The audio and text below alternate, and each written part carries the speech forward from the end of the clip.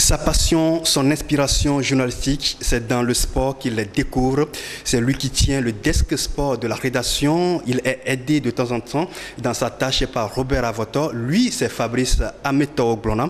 C'est lui que nous recevons pour cette partie de cette émission, l'autre journal spécial numéro. Fabrice, bonsoir. Bonsoir, Clara. Comment vous allez? Je vais très bien. Merci d'être là. Merci. Parlez-nous un peu de vous. Comment vous êtes arrivé au journalisme? Bon. En quelques secondes. Ok. Comme toute personne, dès le début, on a été bercé par les informations sportives, surtout les week-ends. C'est naturellement qu'en grandissant, la passion a pris le dessus. Et finalement, j'ai opté pour ce métier-là. Et comment tu te sens dans ce métier, surtout dans votre spécialité, le journalisme sportif? Bon, comme je dirais c'est mon biotope, donc je suis plus à l'aise. Je le disais tantôt, j'ai commencé à aller au stade très jeune. Donc j'avais une idée plus ou moins sur toutes les disciplines sportives avant d'intégrer une rédaction pour commencer à écrire les articles sportifs. Et quand on prend le journal à la page 7, c'est vous qui l'animez. Et vous êtes souvent aidé dans ta tâche par Robert Avoto. Comment se passe la collaboration dans votre desk? Bon, généralement, je suis très content d'avoir quelqu'un qui puisse m'aider de temps en temps. Donc, lui et moi, on s'est réunis parfois pour définir les sujets à traiter. S'il y a une information de dernière minute que je ne peux pas traiter, c'est lui qui le fait. Mais de temps en temps, moi-même, je viens à la rédaction avec mes sujets. Et il n'y a pas de difficulté dans votre choix? Oh, bon, il n'y a pas de difficulté spécifique pour le desk sport de l'alternative. Comme toute la corporation, il y a des difficultés. Elles sont les mêmes pour tout le monde. Parlons à présent de l'actualité sportive qui, ces derniers temps, est marquée par des violences sur les stades.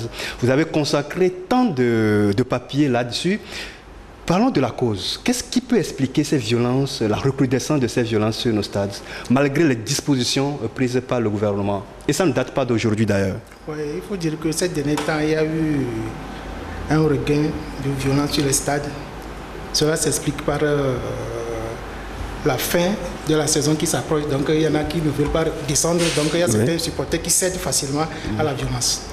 Il faut dire aussi qu'il y a les déclarations de certains entraîneurs, de certains présidents du club, à la suite des défaites, qui, dans une certaine mesure, provoquent ou bien créent les comportements que nous déplorons sur les stades. Il faut dire aussi qu'un match de football ne peut pas se jouer dans des violences.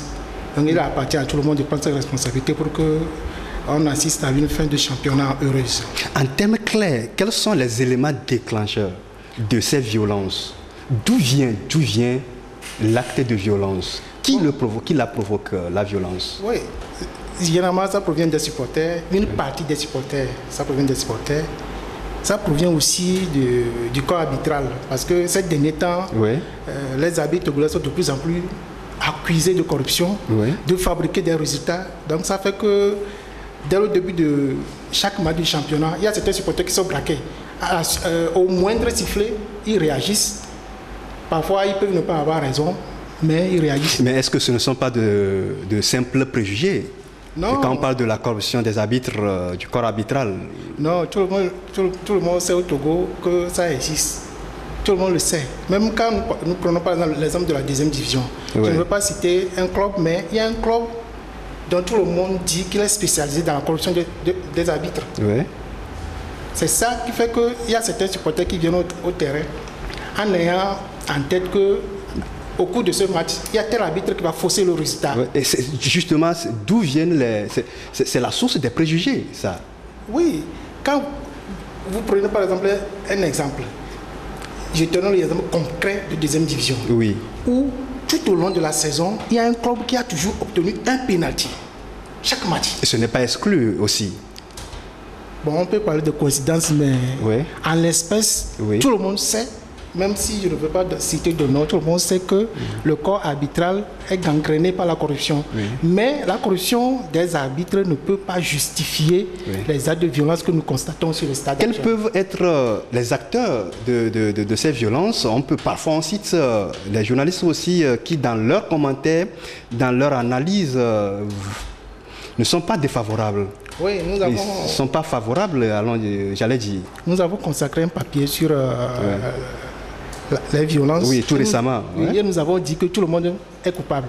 Parce que les journalistes, les présidents de clubs, les arbitres, l'association des arbitres de football du Togo, les membres de la fédération, tout le monde est coupable. Mais justement, parlant des journalistes, est-ce que ça ne jette pas du discrédit? Non, ça ne... Sur les journalistes, parce que les journalistes sont appelés à être objectifs dans leur analyse. Oui, un commentaire d'un journaliste ou bien une analyse d'un journaliste, quelle que soit la nature de cette analyse, ne peut pas pousser un supporter à aller empêcher un match de football ou bien à violenter les arbitres sur le terrain. Quel que soit le cas, le Togo n'est pas le seul exemple. Un peu partout, les journalistes font des commentaires tendancieux. On suit les émissions, on écoute, on voit tout ce qui se passe ailleurs. Le Togo n'est pas un cas... Justement, quelles sont les dispositions prises par la FTF et le gouvernement pour mettre fin à ce phénomène-là? Bon, il y a le président de la Fédération togolaise de football qui avait dit entre-temps que ces violences proviennent de ceux qui veulent saboter la fin du championnat. Bon, c'est vrai qu'il est allé trop loin, mais cette réaction a fait qu'il y a eu une réunion entre les membres de la Fédération togolaise de football et le gouvernement. Donc, une série de mesures ont été arrêtées dont l'application peut permettre de limiter ou bien de réduire considérablement les actes de violence sur le stade. Par exemple, on parle de revoir la gestion des groupes de supporters, par exemple, d'étudier les matchs à risque, de les déplacer, de prendre les mesures qui s'imposent pour que ces rencontres ne soient pas émaillées de violence. On parle aussi de revoir la gestion de la billetterie, de mieux coordonner les actions entre les supporters et le club et la fédération. Est-ce que selon vous, ces mesures sont efficaces? Ces mesures sont très bonnes. Maintenant, il faut qu'elles soient appliquées. C'est ça qui pose problème. Et quelle est, votre responsabilité en tant que journaliste? Je ne parle pas de vous, mais je parle des journalistes en général. Quelle est votre responsabilité dans ça pour mettre fin à cette violence? Nous travaillons, non seulement nous essayons de pointer du doigt ce qui ne va pas, mais nous proposons aussi des solutions.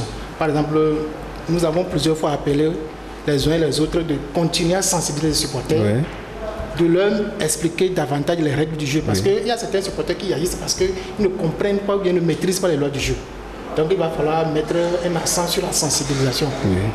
Un supporter qui est mieux éduqué, qui connaît les règles du jeu, est moins enclin à la violence. Dans cette semaine, l'alternative va revenir sur le championnat. Le desk sportif a consacré un papier sur le championnat de ce week-end et on a constaté que Dito continue tout doucement son ascension.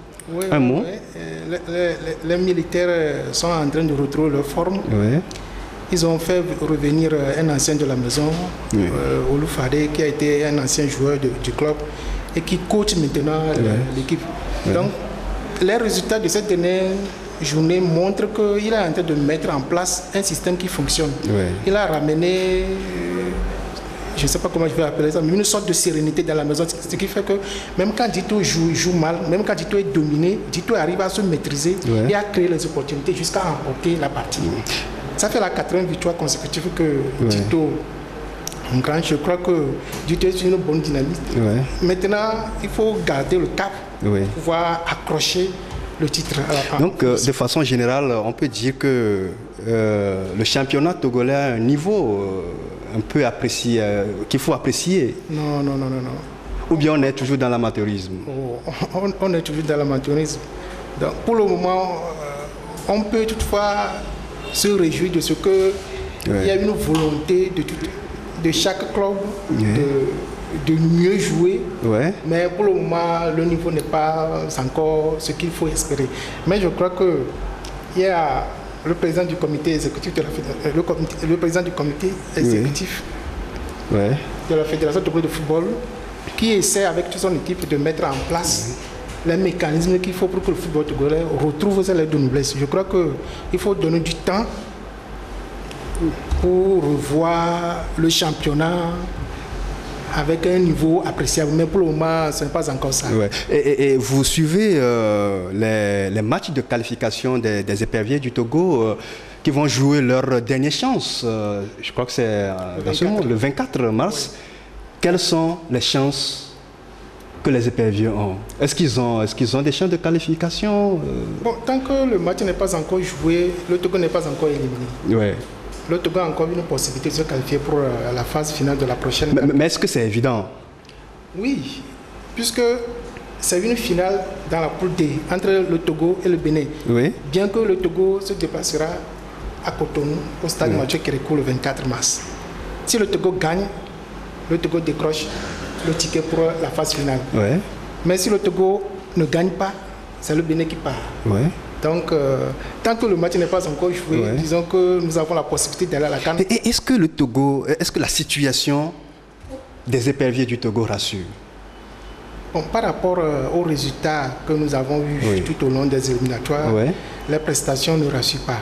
Les prestations ne rassurent. Surtout que la dernière journée se jouera à Cotonou. Mais nous sommes en football, comme le nouveau ministre en charge des sports l'a dit. Quand le Togo est dormi, il peut faire des miracles. Oui, est-ce que le Claude Leroy fait appel à certains renforts? Oui, bon, notamment le retour du capitaine de Reims, Jacques Alexis Romao, qui fait de très bonnes prestations actuellement en France. Entre-temps, les deux hommes ont eu des problèmes, mais apparemment, les divergences ont été aplanies. Il sera là et c'est un atout incontournable. Mais est-ce que ça peut apporter quelque chose, grand chose? Il peut toujours apporter, puisqu'il a 34 ans, mais ses prestations sont généralement abouties dans son club. Donc, puisque en équipe nationale, c'est un joueur qui a toujours gardé son niveau. Donc, avec son retour, on espère que le milieu sera stabilisé et qu'il faut maintenant travailler sur la défense et l'attaque. Jusqu'à aujourd'hui, le Togo a totalisé combien de points? Le Togo a 5 points. Le Bénin a 7. Donc le Togo occupe... Si le Togo gagne, le Togo dépasse le Bénin. Mais si le Togo fait le nul, alors c'est le Bénin qui passe. Le Togo doit obligatoirement gagner pour aller... Et généralement, vous, les journalistes sportifs du Togo, vous n'êtes pas tendre envers les entraîneurs, notamment le cas de Claude Leroy. Mais qu'est-ce qui peut expliquer tout ça là? Bon, par rapport... aux moyens mis à sa disposition par rapport aux résultats, il y a un grand fossé. C'est ce qui fait que beaucoup ne sont pas tendres avec lui. Et c'est tout à fait normal. Ce n'est pas ici au Togo seulement que les journalistes sont critiques envers les sélectionneurs. Surtout que Claude Leroy ne donne pas encore satisfaction au public sportif. Oui, Fabrice, on va terminer cet entretien tout à l'heure. Dites-moi comment tu te sens dans l'équipe de l'Alternative. Bon. L'ambiance, la collaboration. C'est la famille. J'ai rejoint la rédaction de l'Alternative en 2011.